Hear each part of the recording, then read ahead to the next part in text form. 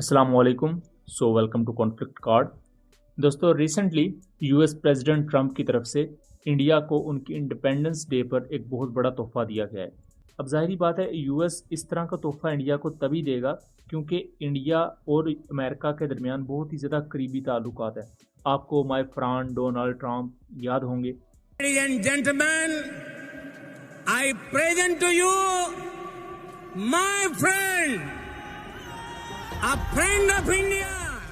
तो recently US president Trump ने ये क्लेम किया है कि उनके पास जो रिसेंट अब इन्फॉर्मेशन है उसके मुताबिक पाकिस्तान और इंडिया के क्लैश में 5 नहीं बल्कि 6 से 7 एयरक्राफ्ट शॉट डाउन हुए थे। 6 of them made peace, not just solved them, made peace. If you look at Pakistan and India, planes were being knocked out of the air. 6 or 7 planes came down. They were ready to go. Maybe nuclear, we solved that. I thought this would be maybe an easier one. It never made sense, this war. It would have never happened when I was president. If I were president, this war would have never happened. But millions of people have been killed. And I'm there for one reason, to see if I can solve. This was Biden's war. This isn't my war. I want to see. और अगर aircraft का मलबा, international media reports, ये तमाम चीज़ें देखी जाएं तो सभी को पता है कि किस मुल्क के एयरक्राफ्ट शॉट डाउन हुए। इससे पहले डोनाल्ड ट्रंप 3 से 4 बार ये क्लेम कर चुके हैं कि पाकिस्तान और इंडिया के इस कॉन्फ्लिक्ट में इंडिया के 5 एयरक्राफ्ट शॉट डाउन हुए थे, जिसको इंडियन साइड पर काफ़ी ज़्यादा मिसलीडिंग वे में पेश किया गया और एक ऐसा नैरेटिव बनाया गया कि उन्होंने पाकिस्तान के एयरक्राफ्ट शॉट डाउन किए, लेकिन वो कोई सबूत पेश नहीं कर पाए, ना कोई मलबा, ना कोई इलेक्ट्रॉनिक सिग्नेचर, कुछ भी नहीं। यही वजह है कि इंडियन एयरफोर्स चीफ के इस क्लेम के बाद खुद इंडिया में उनका मजाक उड़ाया गया। इंटरनेशनल मीडिया ने उसे कोई भाव भी नहीं दिया। और इसके साथ साथ यूएस ने जब से इंडिया पर 50% टैरिफ इम्पोज किया है तो इंडिया की बहुत सी जो इंडस्ट्री है वो मुश्किलात का शिकार है और इंडिया के अंदर पैनिक है। यहाँ तक कि अब नरेंद्र मोदी पर बहुत ज़्यादा क्रिटिसिज्म हो रहा है कि आप जिस ट्रंप की बहुत ज़्यादा तारीफ करते आए थे वो उल्टा इंडिया पर ही भारी पड़ रहा है और पाकिस्तान के बारे में वो बेहतर बोल रहा है। और यही चीज़ इंडियन एयरफोर्स चीफ की स्पीच में भी देखने को मिली। इंडियन एयर चीफ ने अपनी स्पीच में ये कहा कि हमने पाकिस्तान के जो 6 एयरक्राफ्ट शॉट डाउन किए हैं वो हमने रशियन S-400 से किए हैं, जिसको पाकिस्तान ने 10 मई को डिस्ट्रॉय किया था उसके चीज़ बोर्ड रेडार को। और यहाँ उन्होंने दोबारा एक चीज़ वाज़ेह कही कि हमने American made Pakistani fighter jets shot down किए रशियन S-400 से, और रशियन S-400 हमारे लिए गेम चेंजर है। अब ये वो चीज़ है जो आप अमेरिका को तंजन कह रहे हैं, इससे पाकिस्तान का तो कोई नुकसान नहीं हो रहा, बिकॉज पाकिस्तान ने तो बाद में ओपनली कहा कि हम ओपन चैलेंज देते हैं इंडिया को कि दोनों मुल्क अपने फाइटर जेट्स की इन्वेंट्री दुनिया के सामने डिस्प्ले करें, पूरी दुनिया को पता लग जाएगा कि किसके एयरक्राफ्ट कम है और किसके नहीं।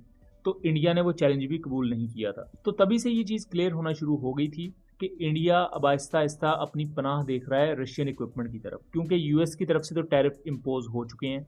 यूएस वैसे भी एक्सपोज कर रहा है इंडिया को और बार बार टॉन्ट कर रहा है इंडिया को कि आपके 5 एयरक्राफ्ट शॉट डाउन हो चुके हैं पाकिस्तान के खिलाफ। और अब रिसेंट बयान के मुताबिक कि इंडिया के 6 से 7 एयरक्राफ्ट शॉट डाउन हुए और पाकिस्तान की तरफ से भी ऑलमोस्ट ऐसा ही क्लेम आया था कि हमने इंडिया के 6 एयरक्राफ्ट और 1 यूएवी शॉट डाउन किया, यानी कि 7 एरियल एसेट्स को टारगेट किया गया।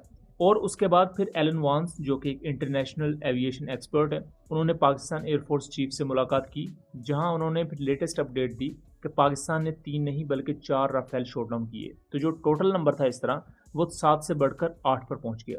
अब इस वक्त इंडिया ज़्यादा देख रहा है अपने एयर डिफेंस सिस्टम्स पर, क्योंकि इंडिया अपनी एयरफोर्स से काफ़ी ज़्यादा मायूस है, उनके ब्यूरोक्रेट्स भी, उनके मिलिट्री लीडर्स भी और इवन अवाम भी, क्योंकि अंदर खाते पता उन्हें भी है कि इंडियन एयरफोर्स उस तरह डिलीवर नहीं कर पाई। इसलिए अब ज़्यादा जोर दिया जा रहा है एयर डिफेंस सिस्टम पर, क्योंकि S-400 के चीज़ बोर्ड रेडार पाकिस्तान ने डिस्ट्रॉय किए, बट अगर आपके पास स्पेयर में इसके यूनिट्स पड़े हों तो आप उसे रिप्लेस कर सकते हैं और उसे दोबारा से यूज़ कर सकते हैं। और इसके साथ साथ S-400 या दुनिया का कोई भी एयर डिफेंस सिस्टम है तो उसकी एक बैटरी में कम से कम 7-8 सेपरेट कंपोनेंट्स होते हैं, तो तमाम कंपोनेंट्स को एक ही वक्त में डिस्ट्रॉय करना बहुत मुश्किल चीज़ है।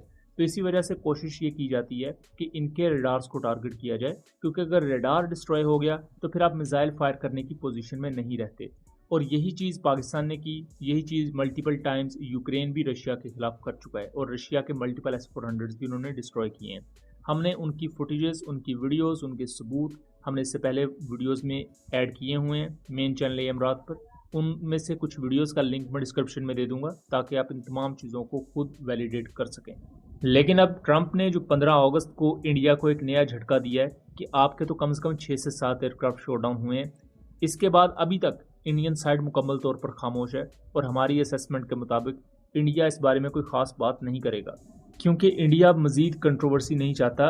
करंटली भी इंडिया यही कोशिश कर रहा है कि अलास्का में प्रेसिडेंट पुतिन और प्रेसिडेंट ट्रंप के दरमियान जो मीटिंग हो वो कामयाब हो, ताकि इंडिया पर कुछ नरमी बरत सके अमेरिका। क्योंकि अगर मज़ीद यूएस प्रेसिडेंट ने जैसा कि कहा है कि वो टैरिफ लगाएंगे इंडिया पर, अगर मज़ीद टैरिफ लग गया तो इंडिया के लग जाएंगे, तो ये चीज़ इंडिया अफोर्ड नहीं कर सकता। एक तो ऑलरेडी वो पाकिस्तान से हारे हैं, दूसरा वो डिप्लोमेटिकली ऑलमोस्ट आइसोलेट हुए कि किसी मुल्क ने भी इंडिया को खुल के ये नहीं कहा कि पहलगाम अटैक के पीछे पाकिस्तान था। तो अब आगे देखना दिलचस्प होगा कि ये ऊँट किस करवट बैठेगा। दोस्तों ये था एक एनालिसिस। आई होप कि चीज़ें क्लियर रही होंगी। वीडियो पसंद आई हो तो इसे ज़्यादा से ज़्यादा शेयर कीजिएगा ताकि इस तरह की मज़ीद इन्फॉर्मेटिव वीडियोस हम आपके लिए लेकर आ सकें। मिलेंगे अगली वीडियो में, तब तक के लिए अल्लाह हाफिज़।